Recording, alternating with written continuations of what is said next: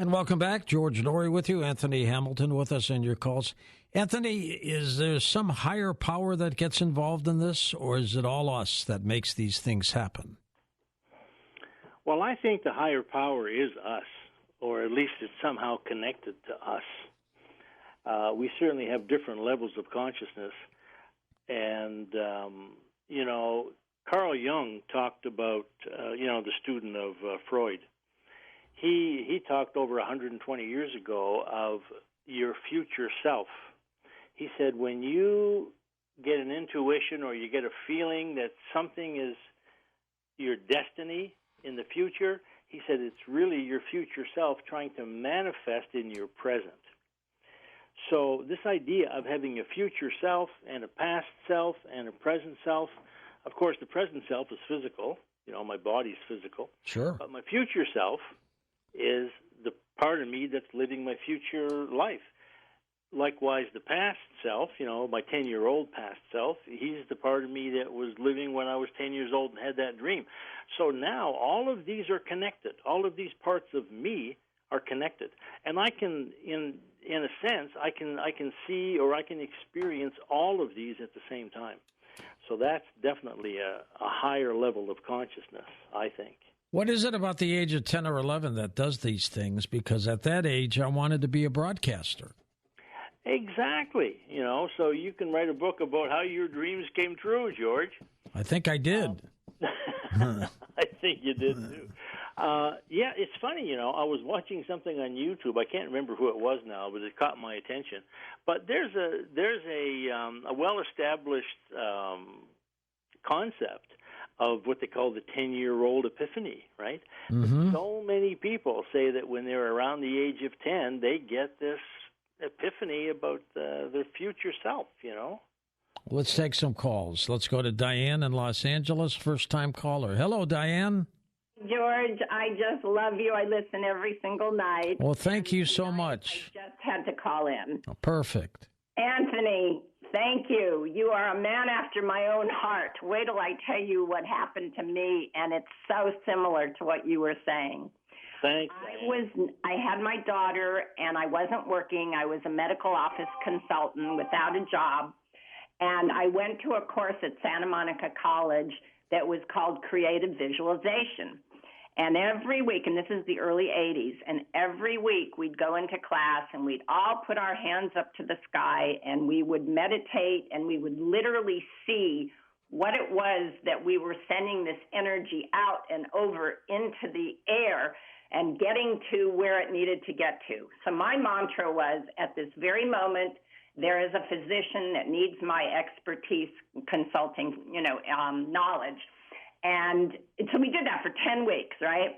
So 2 weeks after that, I had walked into a lamp store on Melrose, and there sitting on a stool was David Viscott, who was about to open his psychiatric institute. I walked right up to him, and I said, I heard you're going to be opening an institute with 5 psychiatrists. I'm going to be the one that's going to pull that business together for you. I mean, I never would have done that in a million years, but there he was. It was like it was answered. So absolutely. Well, that's fantastic.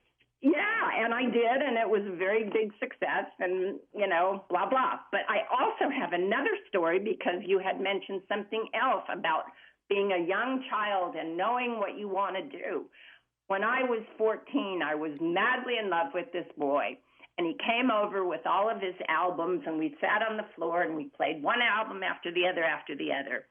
Well, all these years later, like 50-some years later, I had a chance to see him, and I had a chance to ask him, what made you, how did you know? Because he wound up being a very well-known, matter of fact, he won 2 or 3 Grammys for being one of the best music producers.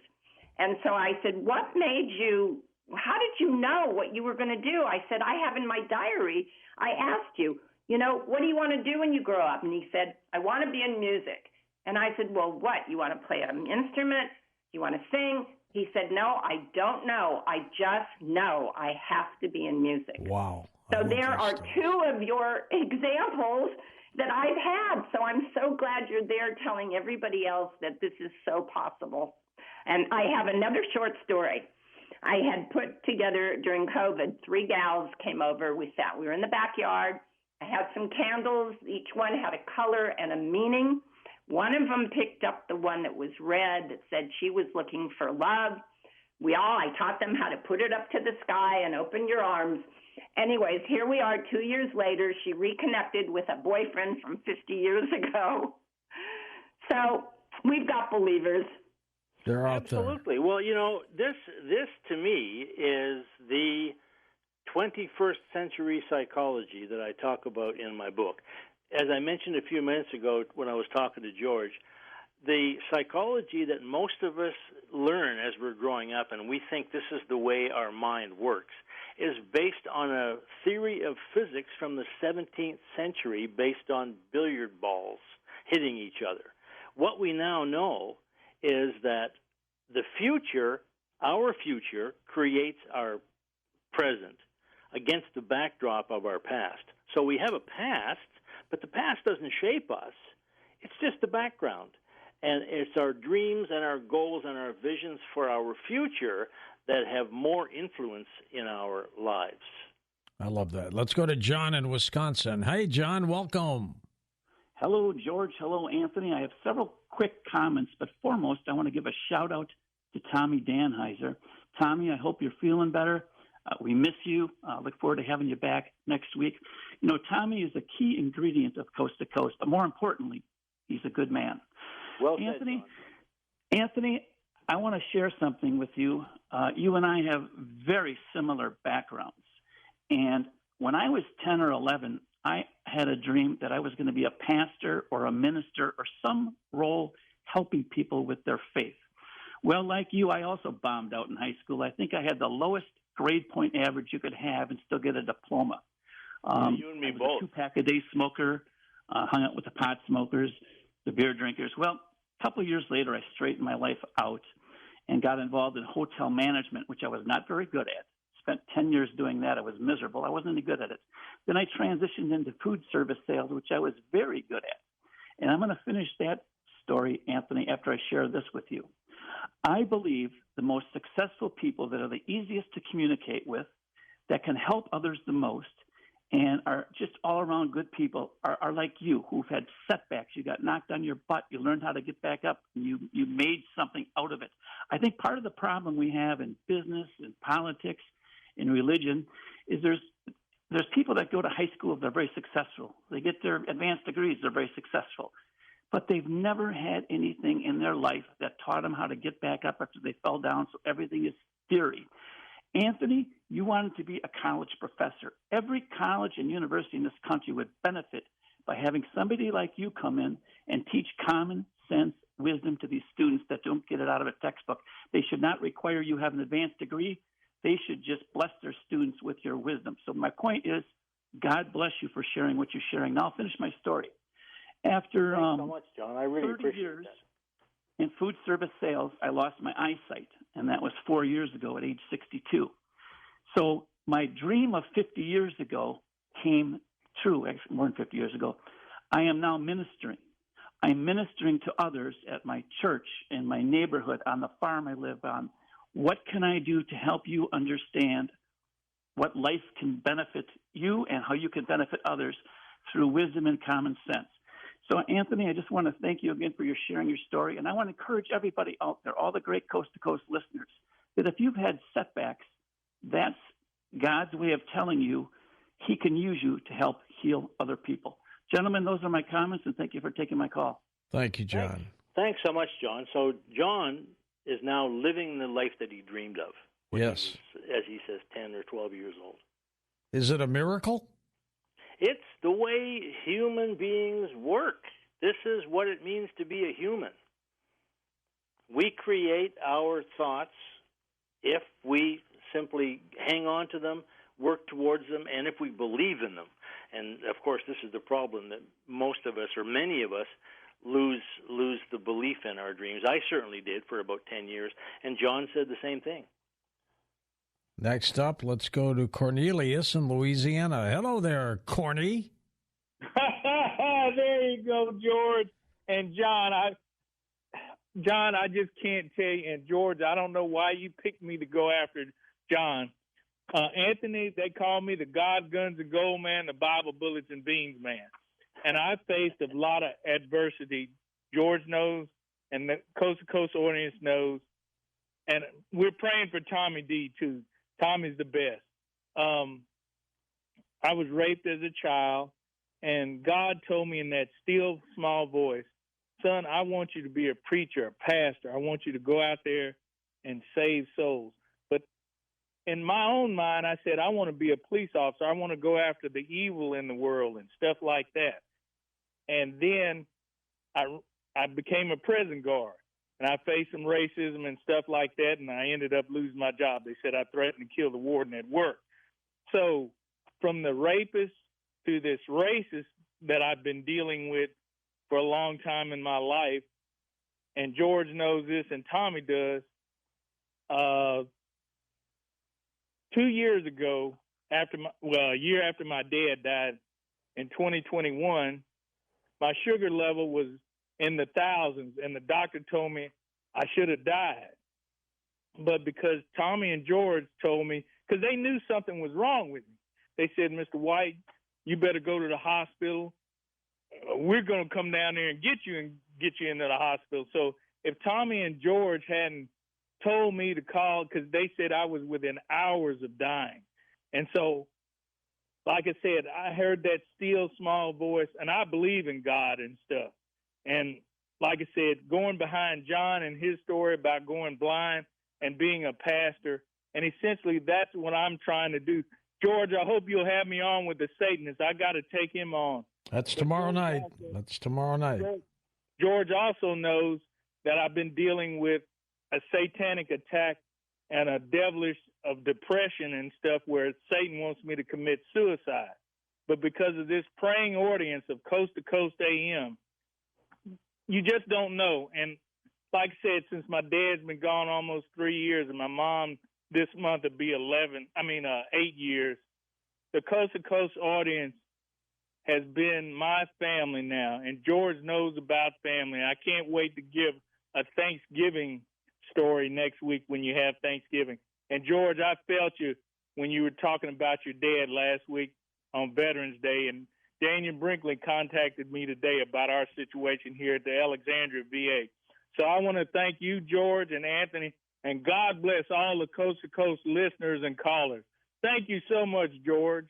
Thank you, Cornelius. It's powerful stuff, doesn't it, Anthony? Thanks, Cornelius. Very powerful stuff. Really? Steve. Amazing. You know, it's funny. The French word for wound is blessé. Blessé. Blessé, which is the origin of the English word blessing. So, you know, what we call our blessings are really our wounds that we've learned how to heal. I think that's a profound idea.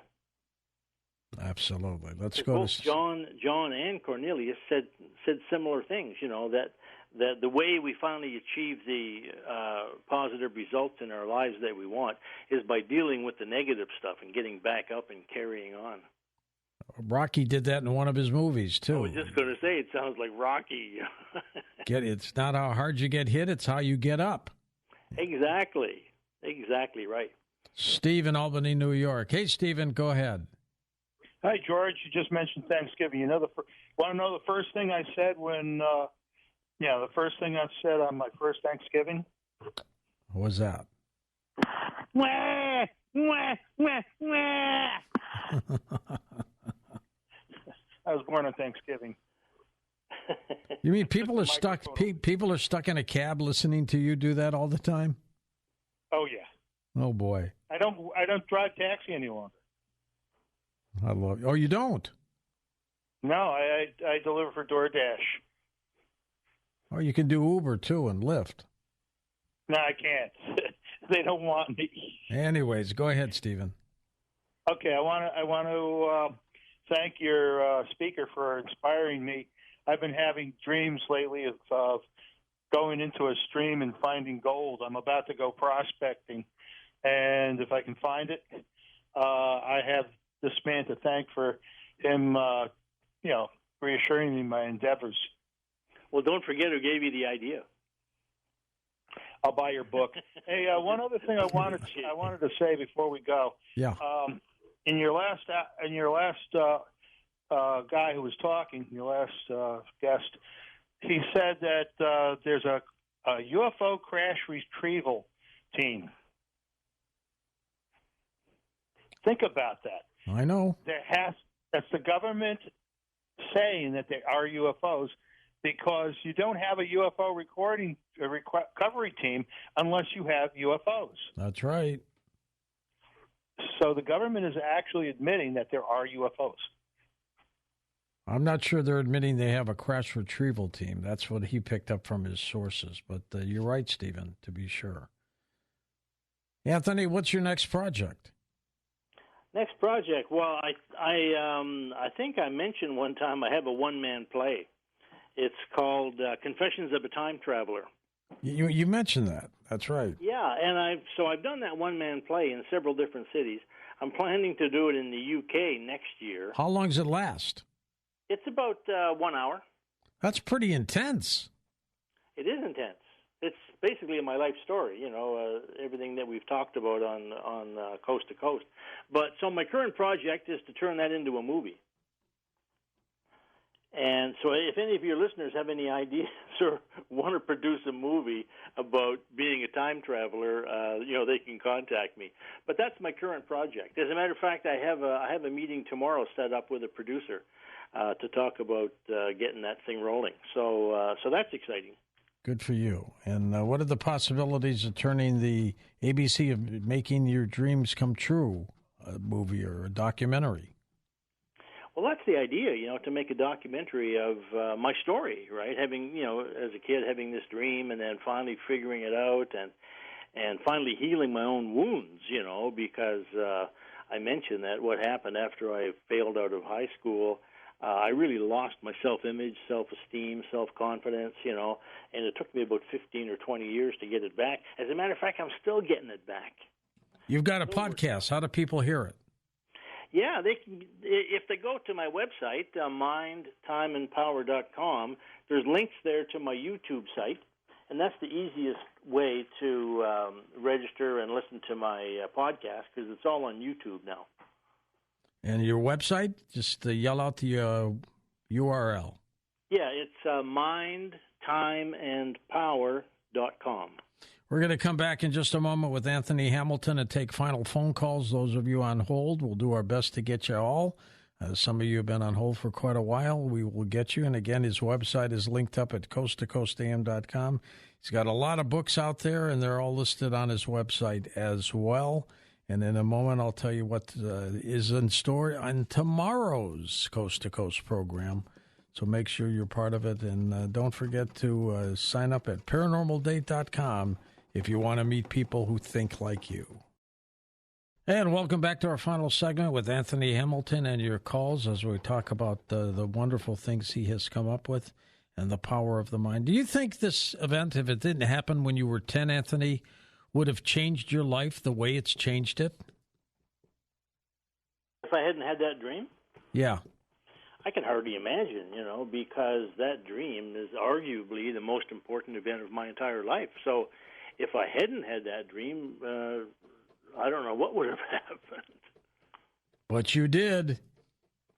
I did, and I'm still living the dream now. It's still coming true. As a matter of fact, part of what I saw in that dream was that I was going to do a one-man play. And it took me 50 years, I think, before I actually did one. I love it. But, it's amazing, the little bits and pieces of that dream that still keep showing up in my life. And you're doing podcasts now, too, right? Yeah, we have a weekly live Q&A session that I do. Anybody can join. I mean, there's a link to it on my website. They can become a part of that online community. And so those are live Q&A sessions for anybody who has questions about my books. And they're all recorded, and they're up on YouTube. All right, well, let's join that community, and they can join our live calls if they want. Let's go to the phones for you. Gordon in Florida to get us started. Hey, Gordy, go ahead. Hey, long time no see. George, Anthony, thanks for taking my call. Famous Tommy, I hope you get well. Jeremiah, you're doing a good job. And Cornelius White, man, I want to thank you for giving me a shout out on numerous occasions. Okay, getting right. I'm going to keep it on track. Listen, you were talking about where memory is stored. I would like to get your opinion on my thoughts that memory is stored in the spirit and the soul, not in the actual brain, although maybe a little bit can, because a person has an out-of-body experience and they still remember stuff. And I want to find out how that can be used. I have a lot of accurate dreams. How can that be used to find the right girl? And if you could give Cornelius' wife's name out, would it be all right that I'm Gordon Wayne Watts, that maybe that girl, maybe my buddy Samantha up in Georgia hears me and gets the notion to Facebook me or something? Join paranormaldate.com, Gordy. You never know. Yeah, there you go. Yeah, I agree with you, Gordon. I think that that memories are stored somewhere in our soul or in our consciousness, however you describe it. You see, the problem is we don't have words to describe really what we are, Even the word thought, thinking, what is a thought? People don't know. So these words are very inadequate for the kind of experience that we have as human beings on the earth here, creating things with our dreams and our ideas. So yeah, I agree with you, Gordon. The dreams aren't localized in the brain. I think they're in some sort of field of time that we can call our spirit, our essence, our soul. Who knows?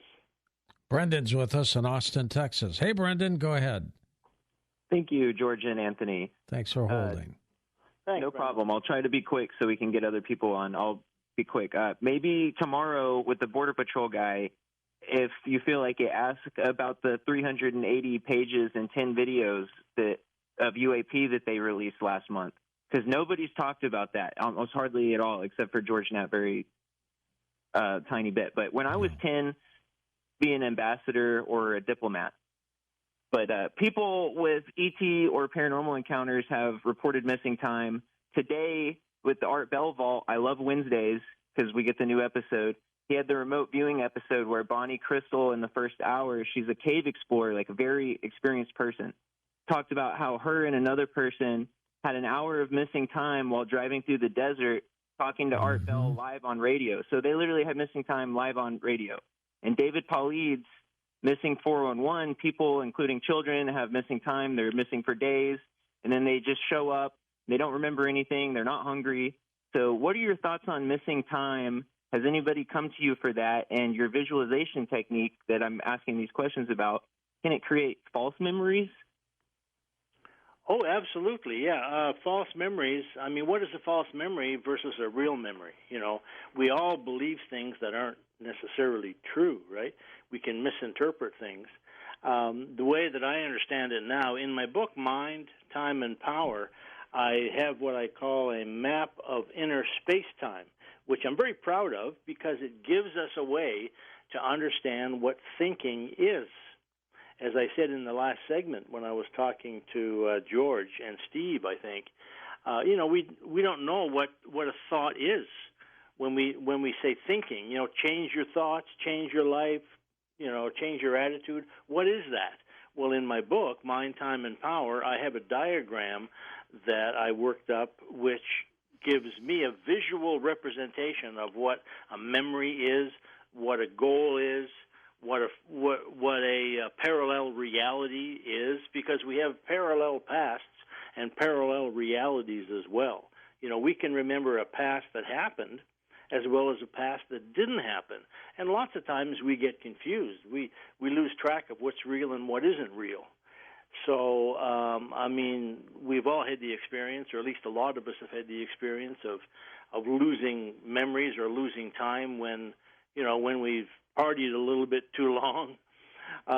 So yeah, we have 8 hours a day generally that we sleep, that we can't remember what goes on, and yet our mind is fully active when we're sleeping.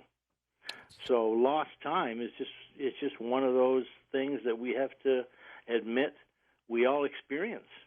Let's go to Yolanda, listening on probably KSCO in Santa Cruz, California. Right, Yolanda?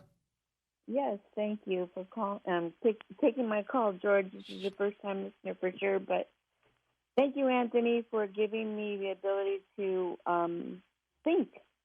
about this question. The question is, when did you first start being attracted to Asians?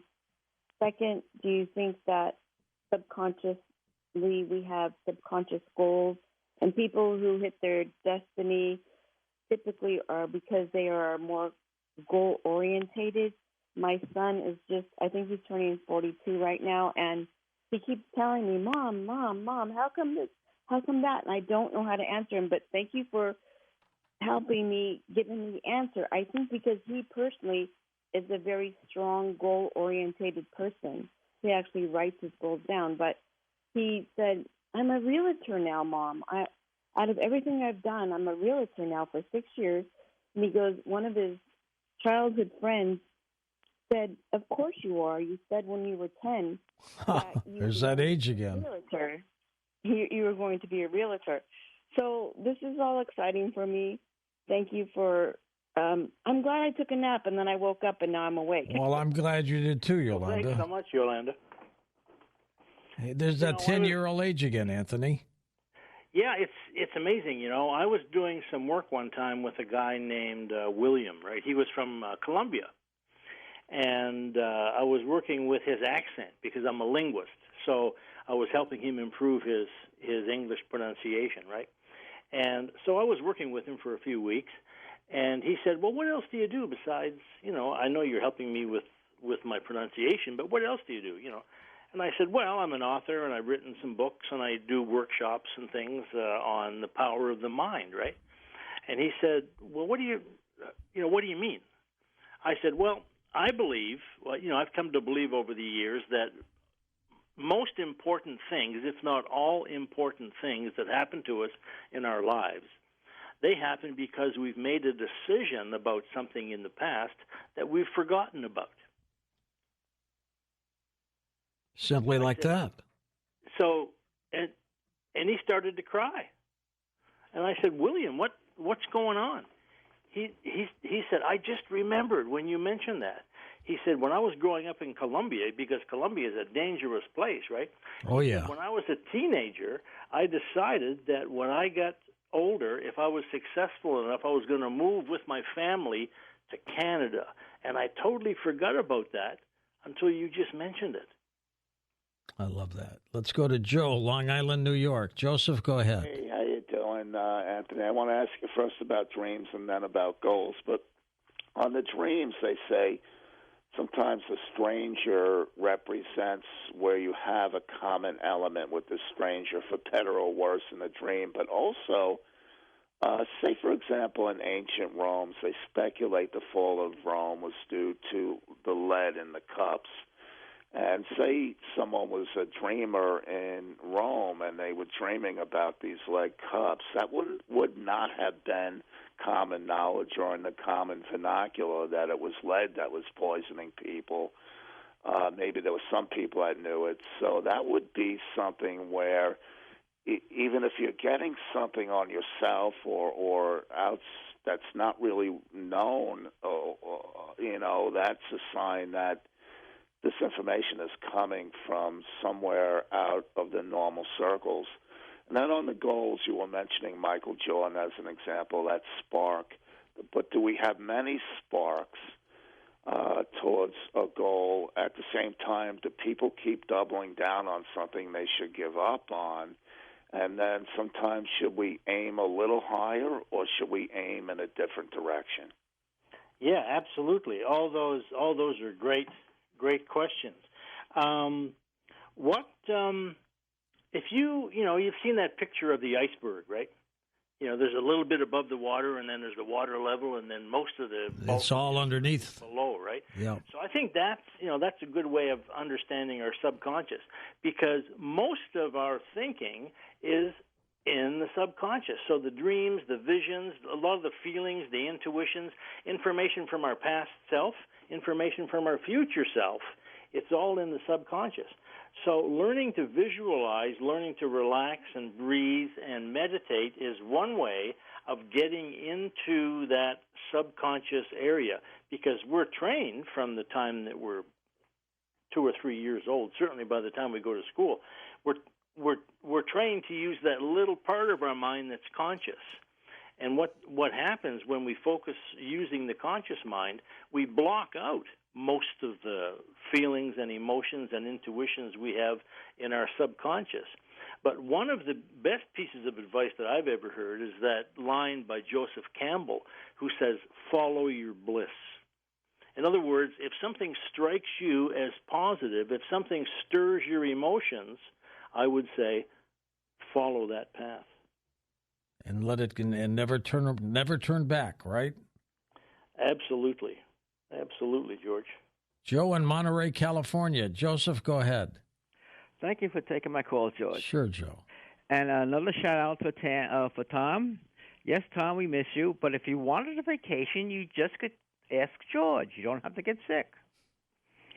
Okay. Humbug. There's a technique in silver mind control. It's the screen of your mind, and then you could move forward in time like a clock, like a device. Absolutely. Did you ever? The thing that I learned, Joe, is that the screen of your mind is like the screen of your TV. You know, the information on the screen is not coming from the TV. It's coming from some studio somewhere else. That's either coming through the Wi-Fi or through a cable that's attached to the back of your TV, right? Yep. So I think it's the same in the mind. You close your eyes, you have a picture, but the information is coming from someplace else. It's either coming from some past reality, some future reality. And, of course, we all experience a whole range of parallel realities, and all of that information is available to us through that pipeline of our imagination. So we think of the imagination as a screen, but what I've learned is that the imagination is a connection. Anthony, where does God come into the picture here? God, yeah, that's a good question, George. You know, there's a part of our mind that was discovered in the mid-'60s by a doctor in the States called Richard Sperry, or Roger Sperry, I think. And he was doing work on split brain patients. He actually won the Nobel Prize for this. And one of the things he discovered was a part of the mind called the explainer. It's a part of the mind that invents stories to tie together the information from our right brain and our left brain. You know, the left brain is verbal, logical, that sort of thing. The right brain is more intuitive and illogical and artistic, you know. So I think that God ultimately is an explanation. There's something obviously going on. I mean, time and the mind, it's a big question. But the way that each of us interprets that is up to us.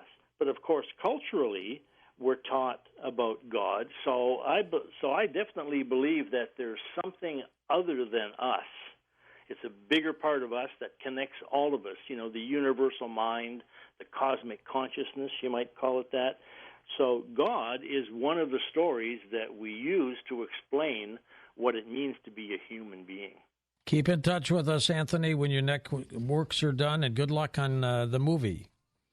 For Dan Galanti, Jeremiah Harris, Tom Danheiser, Get Better Tommy, Lisa Lyon, Lex Lonehood, Sean Ladesseur, Stephanie Smith, Chris Burrows, Tim Banal, George Knapp, and Ian Punnett, I'm George Norrie, somewhere out there on Coast to Coast AM. We'll see you on our next edition. Until then, be safe, everyone.